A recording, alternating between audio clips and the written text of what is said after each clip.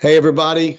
Glad you're joining in tonight for another Facebook Live. We are excited that Adrian and I have some guests with us on, Pastor Matt Darby and Miss Kerri Darby, who is the best part of the Darby family, is Miss Kerri Darby. So we're excited that you're joining us. Listen, we're going to give a few minutes for people to jump on and get connected. Make sure that you're sharing this, inviting other people to be a part of it. We're going to have some real honest conversation, answer questions, encourage you to submit those in. We're going to be talking about the FORTIFY series, and nothing's off the table. So give us those questions, get those in, and we'll be working through those as we go. So Matt and Kerri, thanks for hanging out with us tonight. What's going on in y'all's world this afternoon? And putting kids to bed, trying to live right, and yeah, we're back in that season. But we're doing well. We're excited to be on tonight. Looking forward to talking to everybody and fielding some questions. And I know this series I know the impact it's having on the Gilmer campus. I know it has to be having that same impact on the Longview campus. It is hitting families, and so I'm excited to see what's been stirring in our people's hearts over the last several weeks. And to get to dive in with them. So it's been amazing. Yeah, it's been good. And I'm seeing tons of people jump on. I want to say hello to Miss Kathy McGuffin, all the way from Taylor, Arkansas. Hey, Miss Kathy. We miss you in this area. We have to come visit soon. All right. So as we're waiting for people to jump on, Miss Kerri, tell us a little bit about your favorite part of the series so far. Well, I really like how diverse every sermon has been, while also keeping it to where everyone in the room can take something away. That has just been so good, that no matter what we're talking about, parts of every sermon, from my vantage point, has been applicable to so many different people in the room. One other thing that I really love is that I've noticed, I don't know if y'all meant to do this or not, but there's been a trend in wisdom, just the theme of wisdom through every week. It's like the cornerstone ends up being, how do we walk in wisdom within our family structures, has just been really good for me personally. Yeah, I love that. And one of the things, Kerri, one of the guys we've been listening to, kind of preparing for the sermon series, one of the things he says is, a definition of wisdom is when you walk in God's world, God's way. That's wisdom. And hopefully through the series, that's what we've been teaching people how to do, is how to walk in God's world, God's way. So, all right, Ms. Adrian, tell us your favorite moment so far. I would say I've loved every one of the sermons, but what's been so fun is after we listen to each sermon, the conversation that is happening around our lunch table has been so great. So it goes back to your point, Kerri. It's been so diverse for all the ages. So we're able to sit and reflect and talk through it. Now, yesterday's, we didn't have nearly as much conversation around our table, and there were obvious reasons for that. However, but as a whole, it's just been so cool to just really chat with our kids, and Todd and I, our conversations, have just been so Christ-centered and just family-centered, and sometimes just highlighting the family is just such a great reminder of, hey, this is, something we need to think about. This is something we need to work on. And it's really opened the door to a lot of conversations in our family, but also in the office. The next day, we've had so many conversations of just iron sharpening iron, and it's been really great. So yeah, it's been good. And you're right. Yesterday, normally, we have everybody pals around the table at about 1:00 on Sundays. And it was so quiet. And I'll say, like, all right, tell me what y'all thought about the sermon. And then it's like chatter the whole time. Yesterday, they just looked at me and said, we don't want to talk about the sermon today because we're really so glad it's over. That's right. Which is fair. Yeah. So Matt, I heard somebody was flirting from the stage yesterday. Oh, listen, Talk to us about that. Game recognized game, Pastor Todd. So, so one of the points that I made in the message, I believe you may have hinted at it, not sure if you said it exactly this way, was this idea that when it comes to sexual temptation, we don't try to linger near it, we run from it, right? That the Bible strategy for dealing with this is not to see how close I can get or to try to manage it, but to just flee. So I'm saying, we don't flirt with this, we flee. But you should flirt in your marriage. You should take that affection that God gave you, direct it toward the right person, let it be a blessing.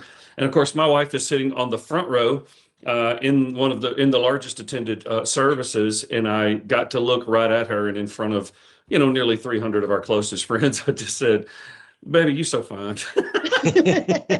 And I'm sure she appreciated that so much. I don't think she appreciated it the way I felt about it. I don't know that it blessed her the way I wanted it to. No, but it has been a topic of conversation in multiple spots that I've been in, between yesterday at the coffee shop and today at school. So it's one that has stuck with a lot of people. I don't know what truth they gleaned from yesterday, but they definitely walked away. They don't with a good remember laugh. what book of the Bible it was in, but they remember that line. He couldn't tell you anything about the sermon. If you guys don't know, Pastor Matt, he barely has a filter, and he has an art for making Miss Kerri blush in public. So great job. So, hey, listen, thank you guys for jumping on. We're letting people jump in, and we're grateful to see everybody popping in who's jumping on. So encourage you to share this. Make sure you're inviting your friends. Make sure you're getting the word out. We want to be able to have this conversation tonight. We're excited about it. One of the things, Matt, just so we can just celebrate what God's doing, one of the things that through this series, we've been overwhelmed with the number of people who are just coming to church. I know at the Gilmer campus, you guys have been slammed the last few weeks. Longview campus, same way. Espanol yesterday celebrated their 2-year anniversary and had a full house. It's been an incredible time. So, you guys talk to us about what's happening in Gilmer right now. It's unbelievable. Since the campus started, we built that.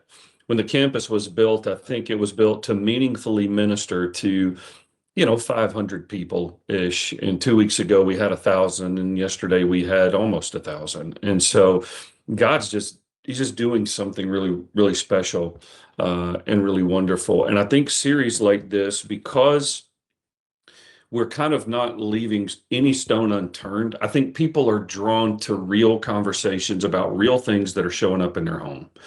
And so I think families are coming.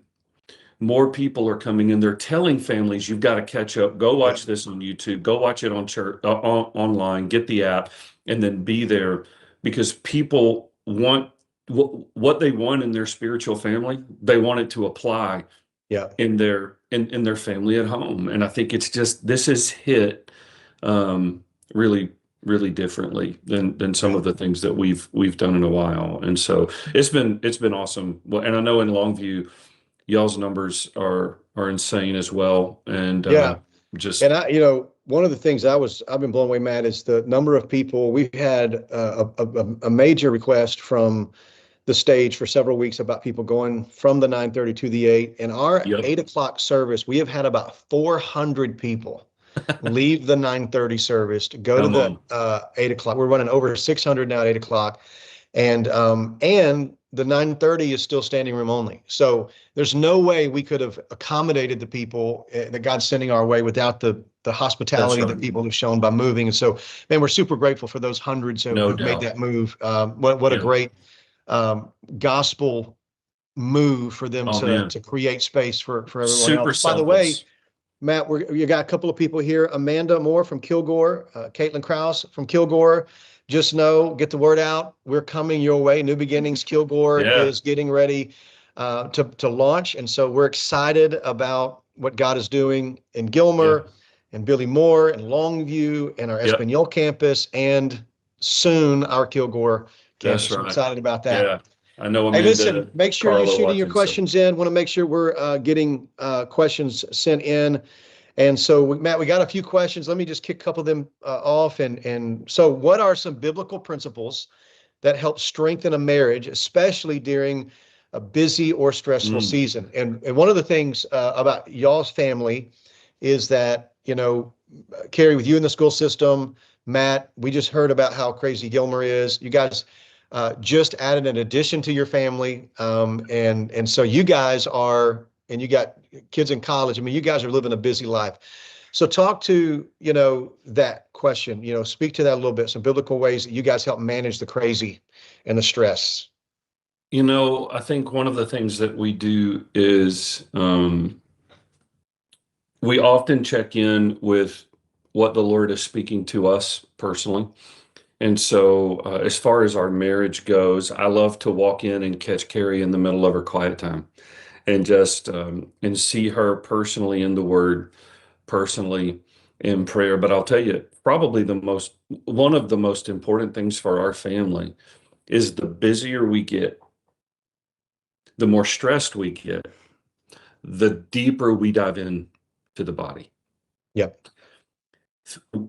Because it's always tempting to not go to prayer meeting. Yep. It's always tempting to not want to go to life group. Because it is busy, and but the busier we get, I think the more we lean into that, the more we drive our roots down into things like prayer meeting and community. It just keeps I don't know if you would say that any other way, but I just think it keeps us healthy. Yeah, I agree with that. And just in transparency, we have those conversations. He's so good about saying, babe, if prayer meeting is too much tonight, don't, stay home one night. We talk about rhythms, and inevitably I come, and there has not been one Wednesday night in 4 years Yeah. that I have regretted not going to That's prayer good. meeting. Yep. That's good. And I could have had a many of them where I would have regretted not going, but Yeah. everyone that I can get to, even on the most tired, middle of the week, stressed days, I just don't have any regrets ever doing something that will ultimately give me a little more intimacy with the Lord, a little more freedom with the Lord. The other thing I want to say, as far as answering your question, from those biblically centered relationships, is I think Matt does a great job in leading out in humility in our home. And so we don't have to operate in specific roles. And so when you have a dynamic like we have, or like many families have, it's been so life-giving for me to know that I don't have to carry all of the traditional things, because he's walking in a way where he wants to serve our family the way Christ serves the church. And that has been so life-giving, especially over these last, 24 months or so. Yeah. And that's good. I've watched Matt, prioritize, picking up Faye and making sure she's getting where she needs to be, because, Kerri's job demands things. And so you're using any flexibility you have, even though you're busy and you got tons of work to do. That's a way that you're serving the Darby family. And then Kerri, obviously, what you said a second ago is so good. I've never had a night where I've gone to prayer meeting and regretted it, but I could have had several. If I didn't go, I would have regretted it, because God moved and you just want to be in the room, Absolutely. And for us, Adrian, to kind of talk a little bit about for you, one of the things, and I'd love to hear you speak to this, balancing your work and home life and making this a priority. And you're putting in, 50, 60 hours a week at work, but you're also managing the home well and our relationship. But I want you to kind of hit on like your mornings, like your mornings are pretty slammed. You're probably doing more in the early hours before work than what a lot of people get done in a whole day. Talk about that. Yeah, well, I figured finally that my best time is in the morning, so I've taken advantage of that. So I am a morning person. So that morning time when the house is still quiet, and for me to be able to get up and accomplish some of the things that I have on my to-do list for the home before I actually make it to the office has been so pivotal for me, so that by the time I've gotten Micah to school and everybody's off to work and their places in school and all that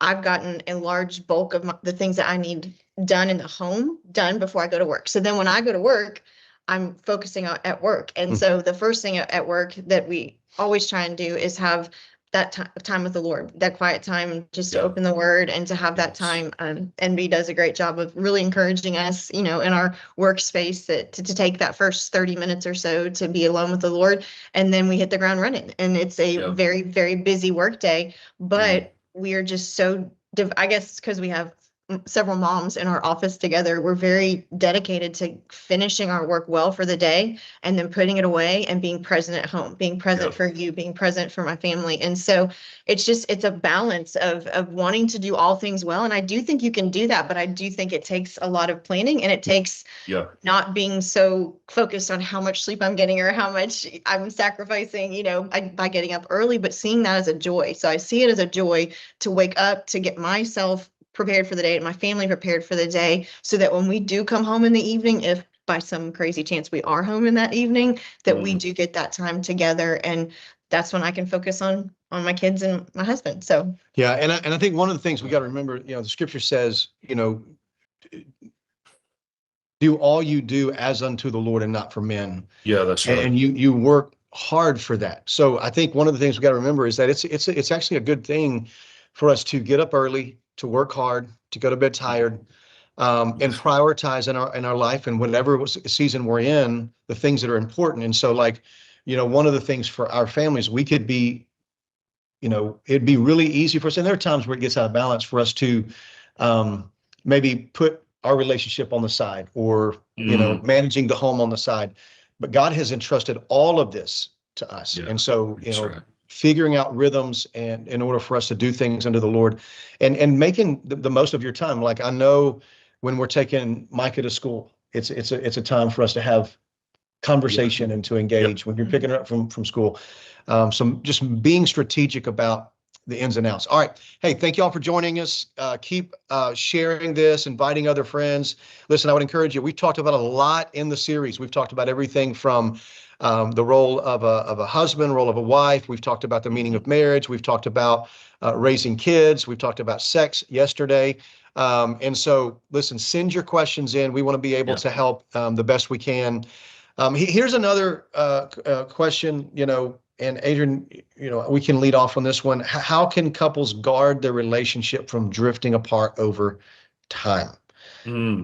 I kind of talked about this yesterday. So from your perspective, kind of give us a 45-second overview of kind of our rhythms. Yeah, well, I mean, he did a great job yesterday of just kind of sharing what we've learned and truly what the Bible says about it, but just making that extra effort and making that a priority to cultivate that relationship. So as with anything, it takes work and it takes time and it takes effort. And so every day making the decision that I'm going to do something to put forth effort, to put forth my marriage as a priority, to even for us, it's like today I said, hey, do you have time for lunch? Which he had a meeting, no big deal. But just even that effort to, hey, do you happen to have a free lunch today? It's not always a yes, but when it is, we really enjoy that time together. Or if we can't do a lunch, then we're going to make sure that, after all the kids go to bed, that we have time for a movie this evening or whatever that might be. But there always has to be a time of day where he and I are connecting. And if we go to bed and we have not connected, we feel it the next morning. And so even if it's just a short amount of time to make some sort of connection, intentional connection, talking about something other than kids and work, when we can make that happen, which I think we do most often, that just keeps that flame going, and it just keeps the fire burning, because the days that we neglect those connections, we can feel it. And I think it's important, taking advantage of every little moment, so it'd be easy for me, me to go be on my phone and for her to be on her phone, when we do finally have a moment to breathe. But if we have a moment to breathe, we want to breathe together. We want to talk and engage. So how about you guys? Tell us just kind of maybe one or two rhythms that help you guys keep the connection in all the chaos. I think there's been seasons where we've kept the connection really well. And then I think there's been seasons when we've recognized after a time, hey, we've kind of drifted. Like we didn't have that routine in the love was there, but just that daily rhythm of connecting and that daily felt sense of nearness. That's what I think we try to have. I want to every day have a felt sense of closeness to you. And so we have rhythms. We spend time talking in the morning. She'll have her Bible open. I'll go in there, sit in the chair, and we'll just spend a few minutes talking. We text and talk in the middle of the day pretty much every day. It's the only time we can talk. Yeah. And so then we, one of the habits that I've tried to build is when she pulls into the driveway, I meet her at the car. Because before she walks in the door, I want to take the bag that's got her computer and got all of her work in it. I take it off of her shoulder and I just stand there with her for a minute and we penguin hug for a minute. We just penguin, just lay on each other before we come in the house. Because the second we come in, until everybody's in bed, it's difficult. But those are, so I don't know what you would add to that, but I think I think Adrian had a good, it's not that we're going to grab necessarily an hour or 2 hours every single day to just tie our hearts to each other. But it is going to be that 3 or 4 times in a day, I'm going to do something and you're going to do something where we just have that felt sense of nearness and love. I don't know if you would say it different. Yeah, I think that you're definitely onto something. There's times in the morning where I've learned that if he comes to mind, I just need to send a text or call him, and then he'll say in a meeting, holler right back at you, and I'll usually say, I don't need anything, just checking in. And though that kind of ongoing conversation that doesn't usually end up being anything deep, but it is meaningful. I would say also, especially for those of us who are in what is a felt chaotic season of life, raising your children, it is very easy for the days to go by and then to wonder, how did I end up feeling like I live a stranger in a strange land in my own home? Yeah. And while you may not be able to carve significant amounts of time out, rather than letting that be something that is easily frustrating, just really digging in together. And then also trying to make time, to get in a different environment. Yeah. To go on a date. To go on a double date with someone who maybe doesn't have children, or whose children are in a different stage of life, so that you don't then end up just talking about that.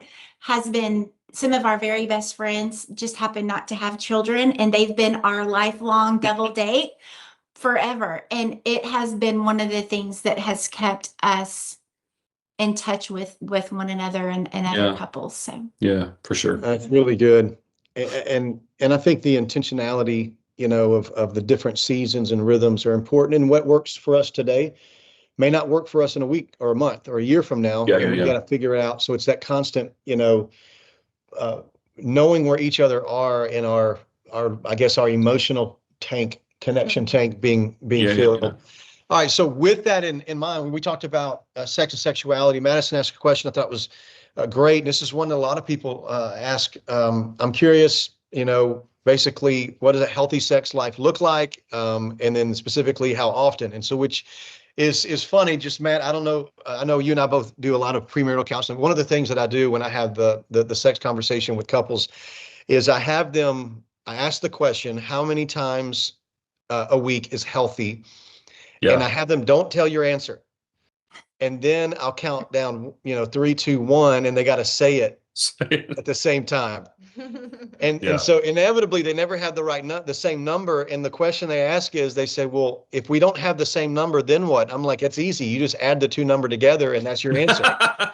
And of course, he's like, yes. And, and she's like, anyway, no, so, no, so seriously, that question is a question a lot of people ask. So here's what I would say to you. Healthy is a relative question. So what is healthy?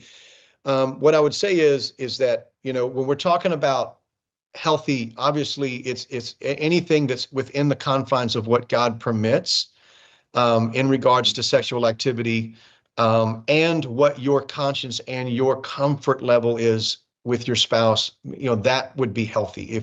If there's things that are happening in the bedroom that makes your spouse feel uncomfortable, then that's not healthy. There needs to be more conversation about that. But if we're talking about frequency, here's the thing I would say. There's not a magic number for that. That's right. because that's going to change as seasons of life. So here's the important part. The important part is not what is the number. The important question is, what is your number? Yeah. And That's what right. is that number is determined by, how satisfied you are with the frequency. And so you have conversations. I know you and I've had those conversations through the years, Yep. and different seasons of life that looked very different based upon how Yep. busy we were, whether we were, in the childbearing years, versus, before or after. So that changes. So the important thing for us has been a conversation about, is our needs being met? That's right. And one of the things that I always go back to in this question is 1 Corinthians chapter 7.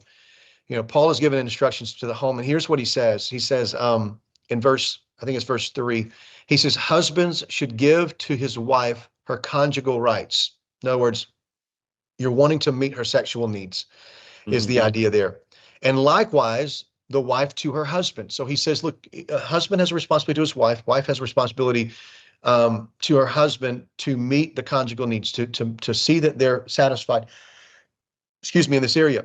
And then he says this, for the wife does not have authority over her own body, but the husband does. Likewise, the husband does not have authority over his own body, but his wife does.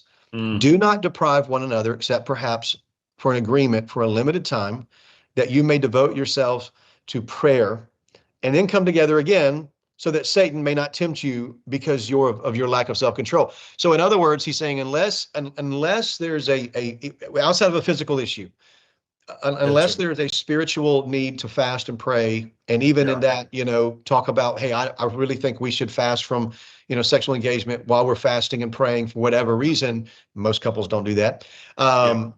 Then you reunite together. Yep. But what he says, I think it's important, Matt. He says, wives, you don't have authority over your own body, your husband does. Husband, you don't have authority over your own body, your wife does. That verse is not about taking, but about giving. That's right. He doesn't say, husbands, you have authority over your wife's body, and wives, you have authority over your husband's body. So what he's saying is that wife, you should want to fulfill him, and a husband, you should want to fulfill her. That's right. And, a lot of times, this is cheesy, but in premarital counseling, I talk about this quite a bit because I want to see couples have a healthy sex life. I make the statement that, we always talk about this idea, it's better to give than receive. And I think we oftentimes we don't use that same principle when it comes to the romantic life that we're in. Yeah. That a lot of times what we're doing is these are my needs, and this is how I want you to meet my needs. But if we would go into the relationship of how can I meet your need, and then the spouse is going, how can I meet your need? Now we're trying to outdo one another in generosity. That's right. What I've learned when couples do that, they never have to talk about what the number is. That's right. So what insight would you guys give? No, I think you're right on. The three words that stood out to me were communication. Just talk about it. Like, have a conversation. Because if you've been married a while, if you didn't go through premarital counseling, if you've never sat with anybody and talked about this particular question, you may be operating with wildly different expectations. And that can be remedied in a simple conversation when the kids go to bed. You just talk about it, right? And the other two words that come to mind, you mentioned, were grace and generosity. Yeah. Those are the two words that come to mind. Grace meaning you're willing to, there are going to be seasons where grace says, I'm willing to die to myself for the sake of my spouse, because where they are it may not be the time, and it isn't gracious and it isn't loving. Yep. What's gracious and loving is to, whether it's those childbearing years, whatever it is, to just be patient and gracious. Yeah. And then generous, like be generous. Yeah. Be willing to learn what blesses, and then be a blessing in that way. Yeah, that's good. But that happens in conversation, and it oftentimes happens when you finally go, hey, I don't know that I don't want to, one of the things I tell couples in premarital counseling is no thing gets invited into your bedroom. No person, no thing, no image. You don't invite anything into that. That's very, very sacred. But within that, if you'll talk to one another, it'll be the greatest blessing of your life. Yeah. But you So got to talk to each other. From a woman's perspective, I know, this is, something you and I we worked on this part of our relationship. Bring a level of understanding of where I am, me doing that for you. Talk about how that has affected that area of our life. Yeah, well, I think the more conversation we've had throughout the years that's how you get that healthy sex life. And kind of back to that number, I think if you both are on opposite ends of the spectrum when you call your number out and you find that it's two different expectations, I think a healthy relationship means we're working to make that gap smaller. So Yeah, that's good. To make that number more alike. And so over the years in our life, I feel like we've gotten to a place where our number is the same, but that's taken a lot of work, and it's taken a lot of vulnerability. And I do think healthy means that you are experiencing, that feeling of, vulnerability, and that you know everything. And so it's this confidence that you should be walking in more the longer you've been married, because it's just it's a freedom, and I just think that number should be to be healthy, you should be trying to make that number more the same. That's right. Rather than having such a big gap between the two. No doubt. What about from your perspective, Kerri? As far as a healthy sex life or communication style, I think because Matt and I have been through so many, it feels a little bit like summer, fall, winter, spring over the last little bit, just wildly different seasons. We have, and I think for sure we're not alone. There's probably, a lot of people who are watching even tonight who can say, we've been through a lot of different seasons in a short amount of time.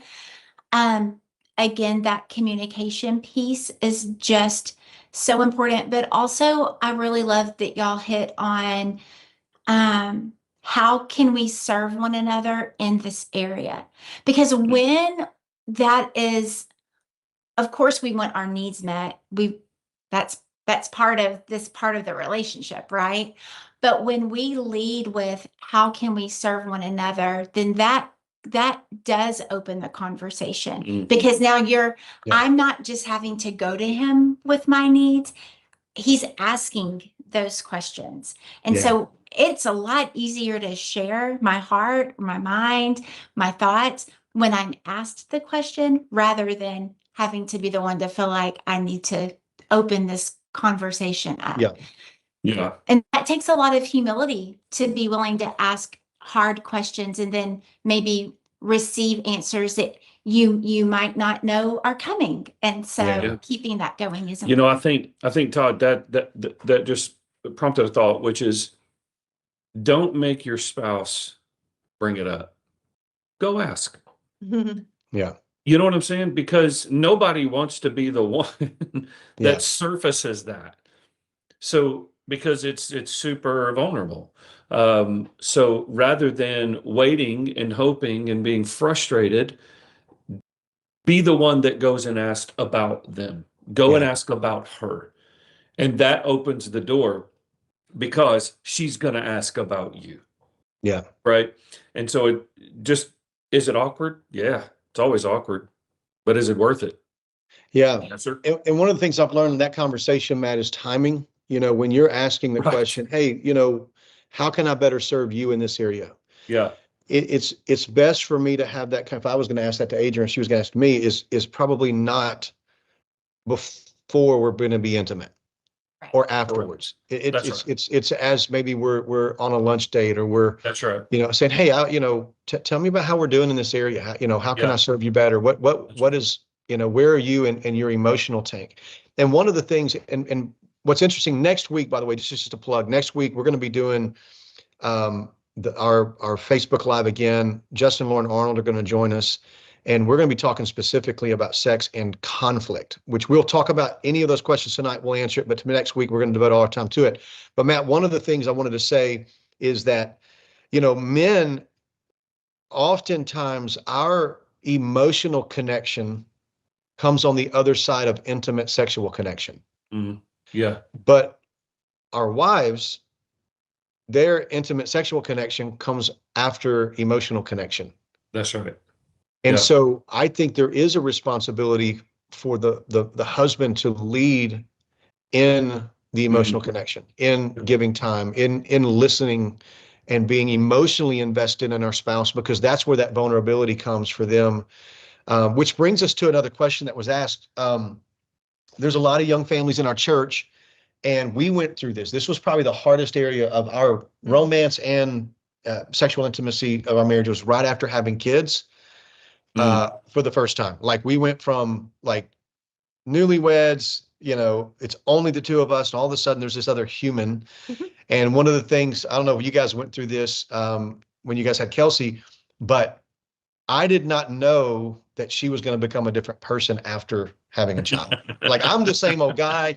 I just happen to be a dad, but mothers carry parenting differently. It's different than what men carry it.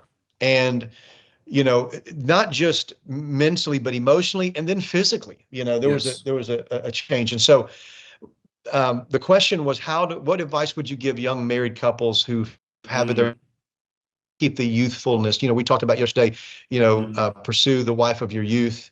How do you do that after the first baby? What are some things you guys picked up along the way? Well, I started with the funny story of flirting with her from the stage, but the truth is, I want her to know she's the most beautiful woman in the whole world. And so I want to tell her that. We're gonna have to blur the screen in a second. Maybe. Yeah, maybe. But I think when your kids are young and you're trying to figure out how to keep this connection, and maybe sexual intimacy isn't happening as often for physical reasons, those emotional reasons, the fact that she may be sleeping 45 minutes a night, you know what I mean? You've got a ton of things going on. It's realizing intimacy is an all of life issue, and it's an all of life approach. And I've learned with Kerri, and it's just part of that know your spouse, study your spouse, date. Somebody in the comments earlier said, date your wife. Just run after this perpetual connection. What I've discovered about her is she needs for me to carve out time to talk, to listen, to not, in those seasons when she's carrying something that's uniquely on her that I may not feel, particularly with parenting, realizing she doesn't need me to solve her problems, but she sure needs me to be in them with her. Yeah. She needs me to be right beside her, because we're taught going to be drawn to go, oh, here's 3 things to do to fix whatever you're dealing with. She's like, no. I just need you to be with me. I don't know where you go. And I would just say, I think a huge component of that for first-time moms or new moms, whether we had Kelsey and then we had twins. So in both respects, the hormonal changes that occur after that, you're right, we're not the same person. Like we don't, there's nothing. And the thing is, women land all over the spectrum on that. And I remember, with the boys in particular, I really had a hard time with it. And to the point where Matt in our younger days was like, something spiritual is going on, like this. I'm not saying I thought she was possessed, Todd. I'm not saying that, but you know what I'm saying? I'm just. And so the thing is that the point there is so much that is difficult to understand for our husband and also for us. And so when you then layer on our own expectations of ourselves to still be a wife, to still maybe mother our older children, to still be a friend, to still, in our cases, be involved in ministry. I mean, you layer all of those things that are good gifts from the Lord can so quickly and easily turn into major stressors within the confines of really crazy hormonal time, but that is a real thing. Yeah. And so for me, you know, in those early years when we went through that both times, just Matt leaning in with understanding and realizing that he's going to walk with me through this until, and I'm going to have the integrity of mind and spirit to not let this linger any longer than it needs to. Mhm. And when you come together that way, even through all the messiness of it, I just want to tell young couples, it will work out as long as you're working toward it working. That's out. right. Sure. That's right. That's good advice, Kerri. I think that's the biggest thing is when you're in that, you feel like, oh my gosh, what has happened to our marriage? You know, and the husband, honestly, I mean, if I'm being honest, I was jealous, super jealous. Like, why all of a sudden my wife's not for me anymore? She doesn't seem to be interested in the romance side of our relationship, not just sex, but like just in general. Like you just occupied. Yeah. And there was a lot of selfishness on my part because, Kerri, like you said, there's so many changes we're not aware of, and even the mother is not aware of.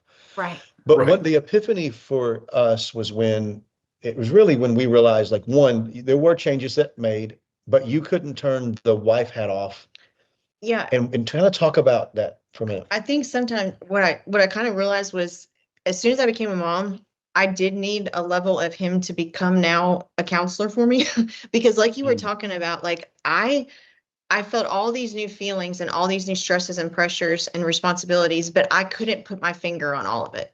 And so I was feeling all of this weight and being pulled in so many different directions. And when he started really pressing in and asking probing questions and helping me almost rediscover who I am now, and then helping find, okay, now that this is who you are, now let's find out what you need in this new season. Now let's find out what you're missing. Now let's find out what you need from me, you know. And so we started kind of like rebuilding life with this new wife and mom, you know. It was like truly like I was a new person. And so it was very quickly that he realized what I need from him is I need a break. And what that looked like was him finding a babysitter, me not having to do it, and him. And every time I would respond if he said, "Oh, Miss Tammy's going to watch the baby," I'm like, "Oh, how can she do that? She can't watch the baby. We can't do that," you know. And he forced me to go on a date because I told him I need that. And I came back a new person, you know. And so when you start being very open and starting rediscovering who you are as a female, as a wife, as a mother, and then now kind of recreating this life, knowing the things that you're missing, the things that you need, and the things that you've got to change as a couple, was really helpful. Yeah, and I want to make sure we paint, and I appreciate everything you said. I want to make sure we paint the picture clearly, though. What she just said about my probing questions and bringing her along, now that we know, it sounded like, but there was a lot of selfishness that led to that moment.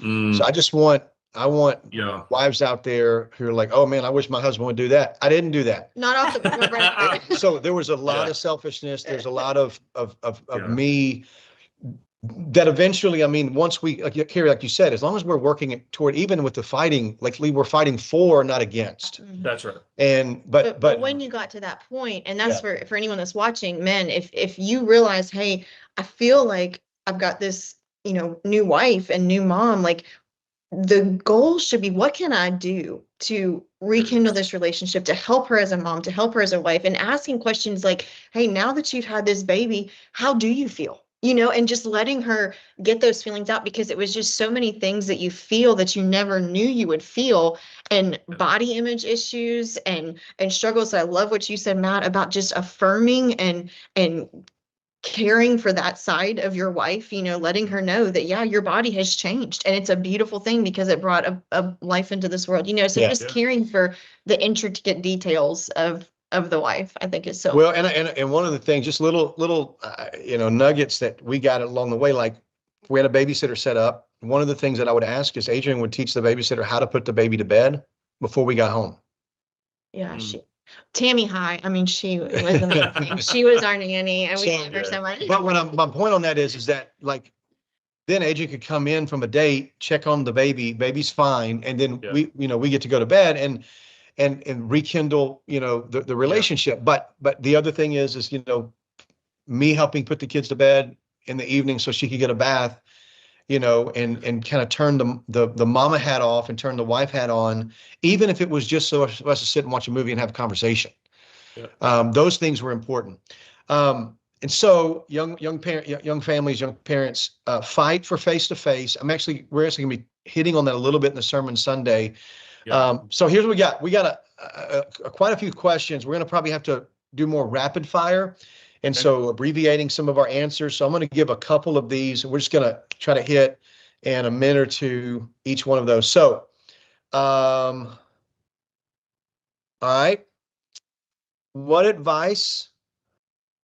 Let me find this one. Okay. There was a great one back there, Todd, about advice you guys have given your oldest in terms of finding the right person. I don't know and I think we've got some that are that age. Mm-hmm. And they're in that. Todd and Adrian, give the 1-minute answer to what were the conversations like to help your adult that's still becoming an adult, and they're making relational decisions that they're going to hold the rest of their life. What was some advice y'all spoke into? Because two of your three are adults, and your third one's about to be. Yeah, don't say that. We don't need you to say that. I'm just saying it's real. So here's what I would say for daddies of daughters. One of the things that I did real young with both my girls is I made sure that they knew that if they had feelings for a boy, that I affirmed that. I always would say, God gave you those feelings. I'm excited that you're excited about finding the guy, those little second grade crushes, and I tried not to be the dad that's like, well, you tell that boy I got a shotgun. I really stayed away from that because I wanted that dude's coming, whether I'm involved or not. That's right. And so I did not want to do anything that told my daughters, I can't talk to dad about boys. That's right. And so what I said to them in those, even the littler days, I said, hey, look, God's given me the responsibility of helping you find daddy's replacement. Mm-hmm. And so I'm going to guide you until God brings the person that takes my place. And so all the things that I do for you as a dad, from the standpoint of protection, care, nurture, all of that, there's going to be a guy that's going to do that better than me, because he's going to be the one God has chosen to do this the rest of your life. Right. That's so fair. Once our girls got older, like with McKenna, one of the things Adrian did was they made a list. We've done this with both McKenna and Noah, is made a list of non-negotiables. And then things that are preferences, but being able to say, okay, you're never going to find a perfect person, but if you were, what would that be? And then decide what are the non-negotiables and what are the things that you're willing to say, I prefer this, but, so now when they get into dating relationships, Adrian's able to say, that's awesome. You went on a date. Hey, tell me about how they compare to the list. That's good. Are you checking that? And I would say too, that as you're making that list, it needs to be your child making that list and you coming alongside and not flip-flop, because you got to get a gauge of where your kid is at and see what they truly are looking for. So as they're making the list, you understand quickly how healthy their view of what they're looking for is, and so it was very enlightening to see what McKenna's priorities were, and affirming then when she said that the highest priority is that he loves Jesus more than me. Yes, that's right. So that's what you're looking for. And then making those other, things that come with that. So it also gives you a gauge of where your adult child is at, look and who they're looking for, making sure that they truly are. And then if they're not, having those conversations of, hey, this is a little bit out of line and let me tell you why. And so then you know what you have to press into as a parent to come alongside and say, hey, let's talk about this area because this really is important, so it should open up a door of conversation. Yeah, we want them to be able to spot red flags. All right, so let me ask y'all this. This is one, a family had submitted this and said, hey, we've really tried to reorient our life. It hasn't been always centered around Jesus. And we're now kind of engaging with more faithfulness and commitment, and we're trying to bring our older teenagers along, but it's a hard transition, and it's kind of this acknowledgement. We didn't do everything right, but we're trying. So how do we bring them along? So, what advice would you give to a family that's going, man, we we had our priorities out of line. We're realigning them, but man, our kids are now having a shock of wanting to come alongside. What would you do to help foster maybe them reading the Bible and growing in the Lord? I think I would initially say, one, realize with them, a heart's turning a ship. You're not flipping on a switch, you're turning a ship. It's going to take them a little time for their heart to begin to reorient around the things that now you're prioritizing. Seeing value in new rhythms doesn't happen instantly. That's right. So I would say to whoever asked that question, Amanda, stay faithful to what the Lord has told you to do. Keep those healthy rhythms. The value comes in faithfulness, right? But if they sense you're waffling, that your commitment's only halfway there, then what you've done is you said, this is important, but there's other things just as important, maybe more. But I would encourage them. I would meet them as best you can. And Kerri, I would ask you to speak right where they are. If these are teenagers, let me go get a teenage devotion that's going to meet them where they are. Not cheesy, not cornball, but something that they can meet where they are. That's good. And pursue God and His Word. If they're coming to church, ask them probing questions about what God spoke to them. What did you hear? Right? And ask them about their prayer life. Do you know how to pray? Like, I just think sometimes what our children discover matters most are the things that we talk about. Yeah. And if I don't talk about it and I'm not staying faithful to it, I can tell them it matters, but if they don't see it showing up as mattering every day consistently in my life, it doesn't really matter. Kerri, I don't know what you'd say. The only thing I would add quickly to that is that our children live in the same house we do, which means that they've experienced us their entire life. And so if the Lord, praise be to God, is doing something new in our own hearts and minds, but it might be contrary or different than what our kids have experienced up until now, in my opinion, there needs to be some grace and leading in that, because they're now experiencing a lot of newness that maybe they didn't ask for right away.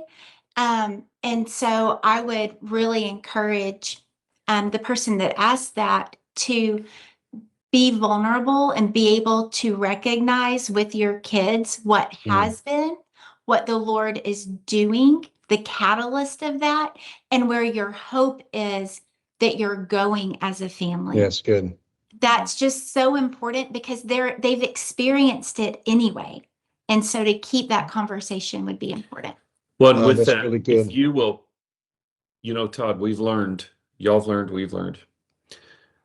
God will do things in the unseen when we are faithful to cry out to Him. He can change hearts.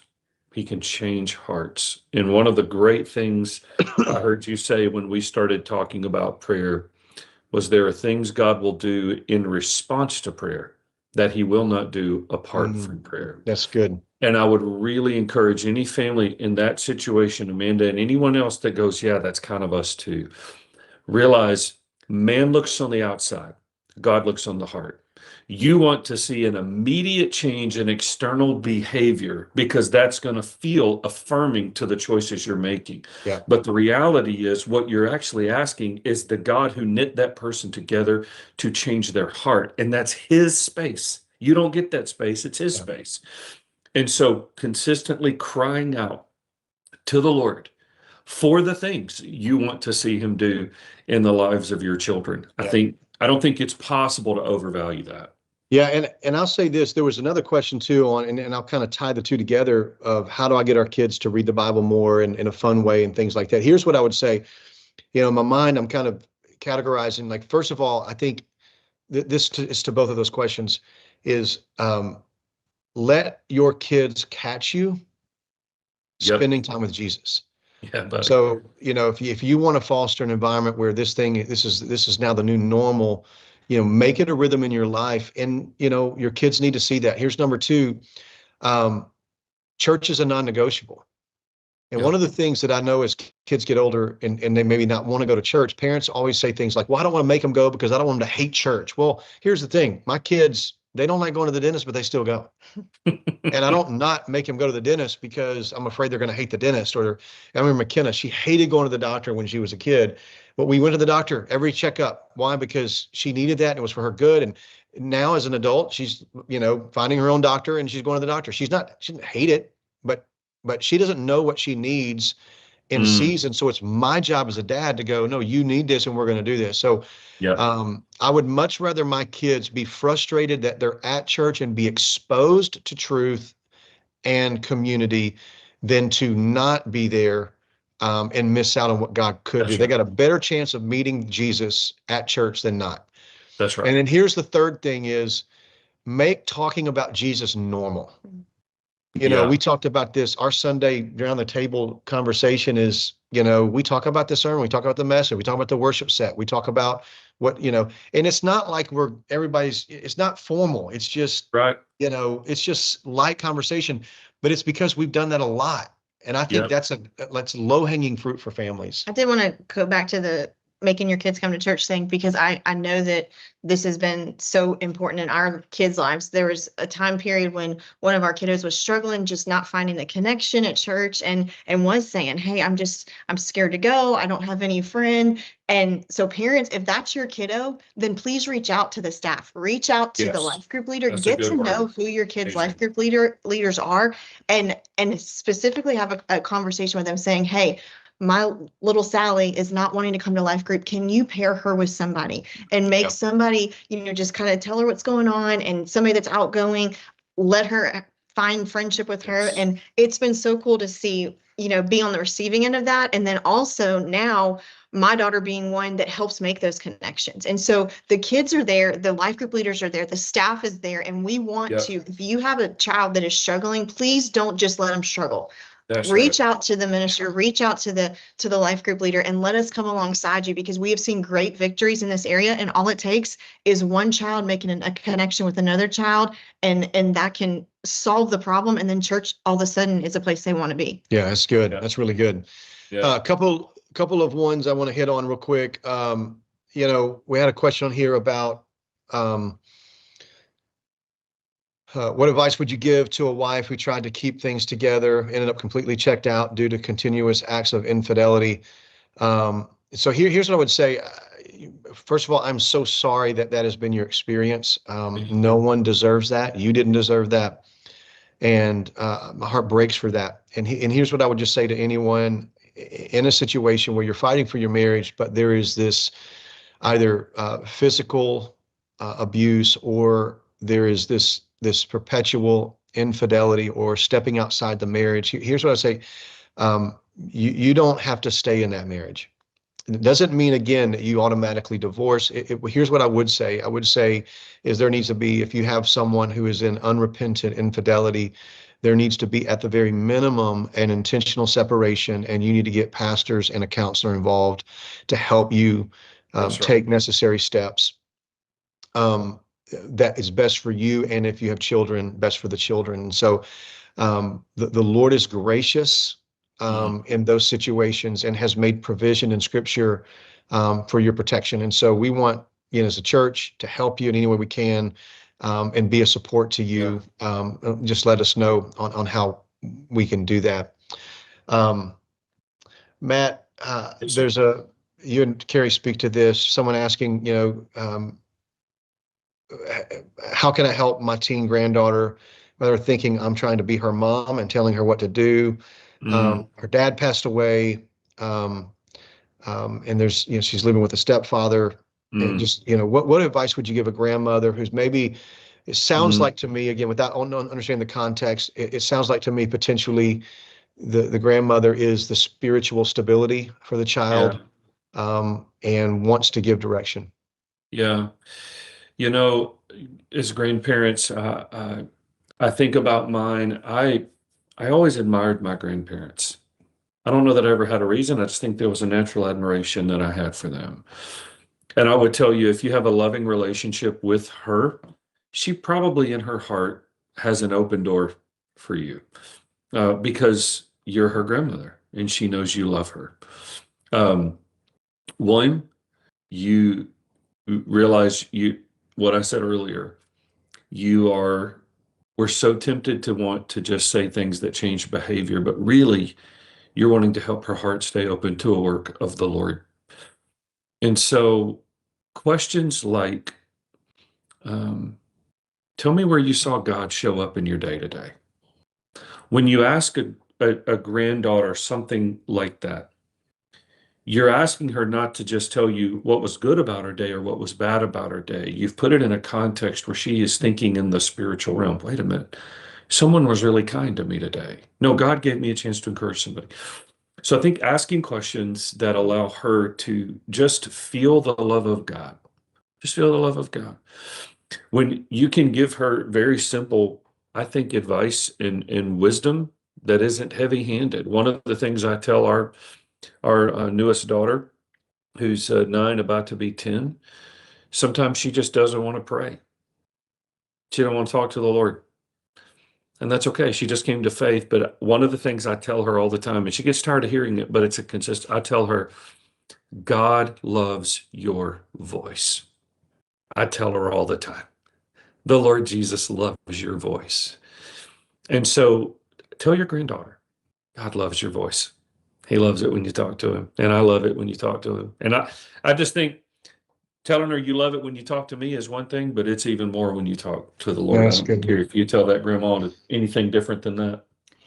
Yeah, I think a grandmother has a very unique role and is a very unique gift to granddaughters. And this, is again a unique situation. And so if she is not her acting mother, again, we don't know the full scope here, but to live in relational freedom as much as she can. So what I mean by that is one of her highest priorities through prayer and through asking the Spirit to give her discernment is when she's with her granddaughter to just, create an environment of freedom and of relaxation and of acceptance.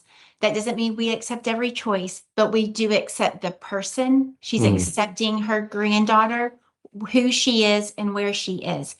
Because when you have a parent who has either been removed or who has passed, there's just no telling the well that of emotion and of even neurodiversity that this child is experiencing. So to find a place of relaxation and acceptance is probably, I would venture to say, critical at this That's really good. phase in her life. Yeah, That's good. really good. Man, that's really good. All right. So shift of gears. This is a fun question. This is for Adrian and Kerri. Chris is asking, all right, what is your favorite date that we do that doesn't break the bank? He says asking for a friend. That's funny. I'm pretty easy. I don't ever break the bank.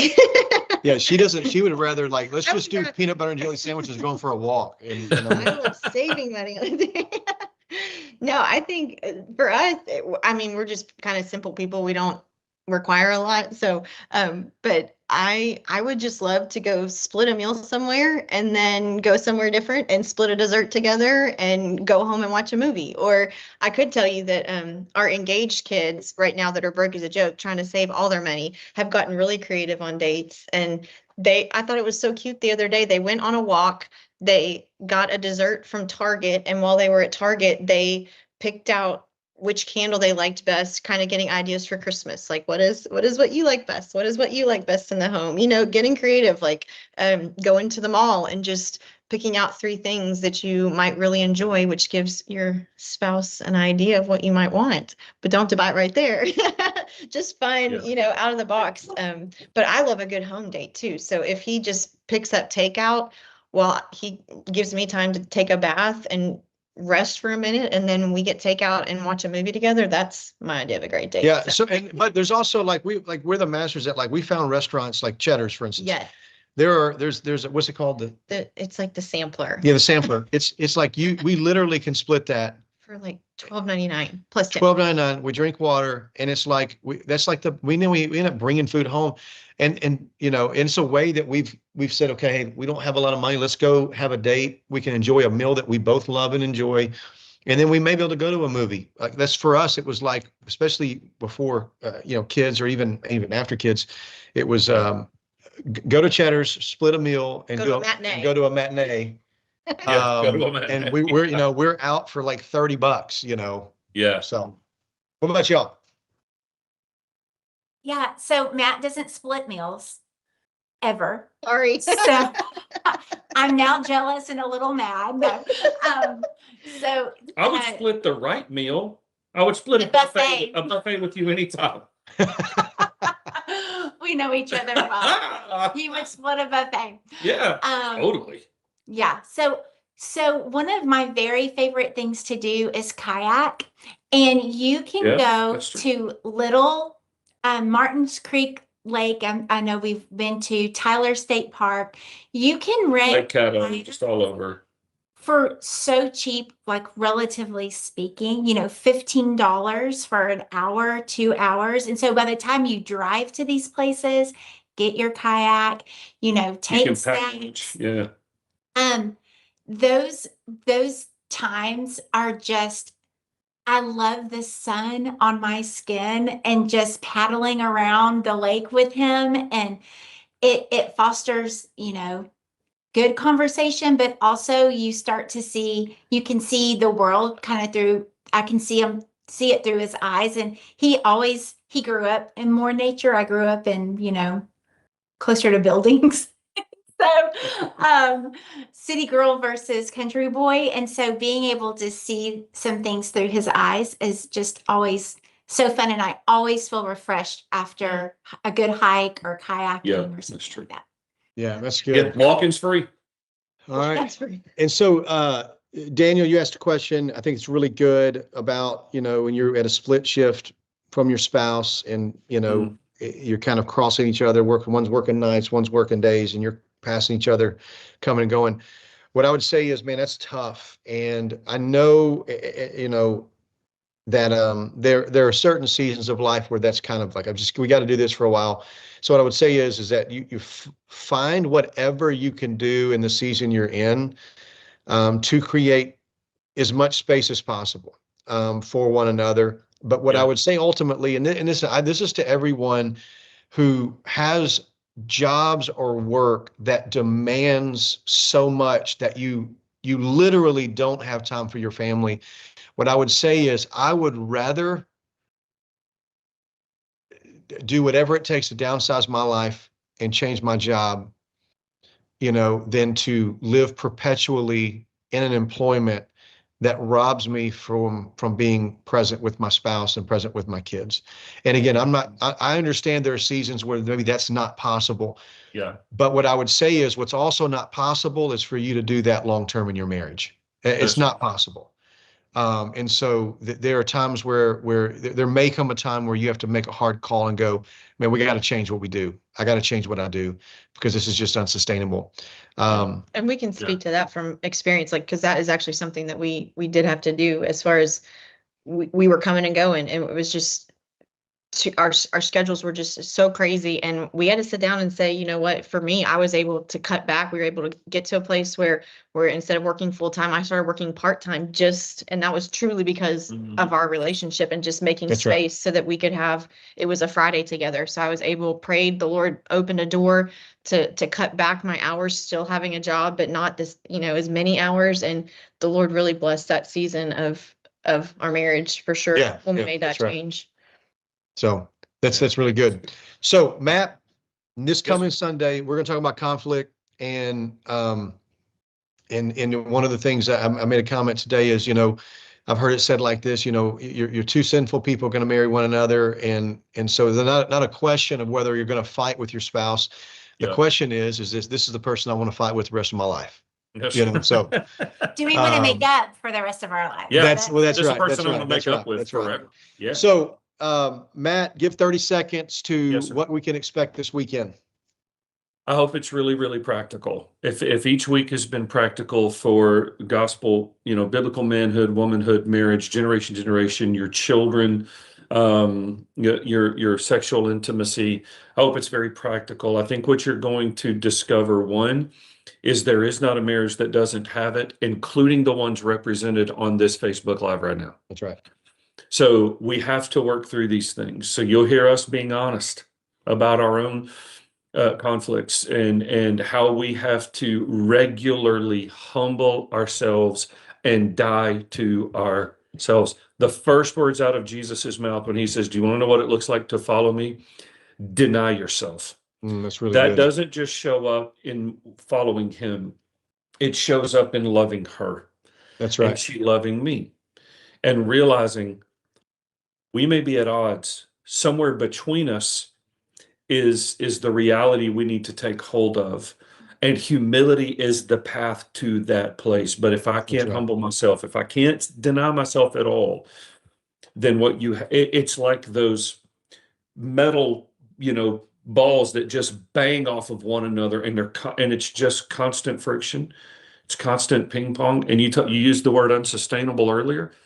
If you don't learn how to have conflict, it's unsustainable. Yeah. Yeah. And I think this Sunday sermon, Matt, is not just going to be for married couples. It's going to be for everybody, because if two sinners are in a relationship, conflict's going to be a part of the equation. One of the things that you'll hear us say Sunday is that the closer the friendship, the deeper the connection, the more possibility for there to be conflict, because people you're vulnerable with, if you have a surface level relationship, you have very little conflict. But if you have genuine, real, deep friendships, there's going to be proximity that's going to require, at some level, there's going to be conflict. It's going to happen. Yeah. So how do we handle that? So this is going to be practical for every season of life, but specifically for marriages. Now, Sunday night, just want to make everybody aware, please get the word out. We have an important thing happening at both of our campuses, Gilmer and Longview. We have this thing called Vision Night. It's October 5th and October 12th. At this Vision Night, we are going to be looking into the next 2 years about where God is taking us as New Beginnings. So Pastor Matt and I are going to be challenging both of our campuses. There are some significant steps that God is calling our church to take, and every family, every person is a part of that journey. So we're encouraging you to come be a part of a Vision Night, October 5th, October 12th. This Sunday night is the first one. And then this coming Wednesday, we're excited. We're going to have a global prayer meeting at the Longview campus. This is both of us, all of us coming together to pray. We're going to take the Lord's Supper, and we're going to get a chance to install Pastor Matt as one of the elders of New Beginnings. So we are excited about that. Man, God has blessed us with the Darby family, and your leadership is incredible for our church. And we know that as you step into this new role as one of our elders, that the spiritual leadership you're going to bring is going to be amazing. So this Wednesday night, it's going to be an incredible prayer meeting. And then at one moment in that night, we're going to get a chance to lay hands on Pastor Matt, install him into this important office for our church. So I encourage everyone to be there, and it's going to be an incredible night. So, all right, next Tuesday, 7:30, I'm going to be back on with Adrian with Facebook Live. Justin Arnold, Lauren, his wife, are going to be on. We're talking about sex, sexuality. We're going to talk about conflict and conflict resolution. And so we want to encourage you to get the word out. Come join us. It's going to be an amazing time together next Tuesday night. All right. Pastor Matt, why don't you pray for us? Let's do it. Lord, thank you for a good time to just share our hearts and hear these questions. Lord, I pray over every family that's listened tonight, that your presence, which brings the fullness of joy, would fill their homes and their marriages. Lord, I pray for their children, that you would bless them and strengthen them and encourage them and cause them very deeply, Lord, to feel your love. Thank you for Pastor Todd and Adrian and their leadership, what they mean to Kerri and I, and what they mean to New Beginnings. Thank you for how you're moving in our church, Lord. We don't deserve it. You're just choosing by your grace to have your hand on us. So thank you, Lord. We pray in advance for prayer meeting Wednesday night and for Sunday morning, that your presence would fill our church and meet every person in every seat. We love you, Lord. Thank you in Jesus' name. Amen. Amen. Love you guys. Bless you.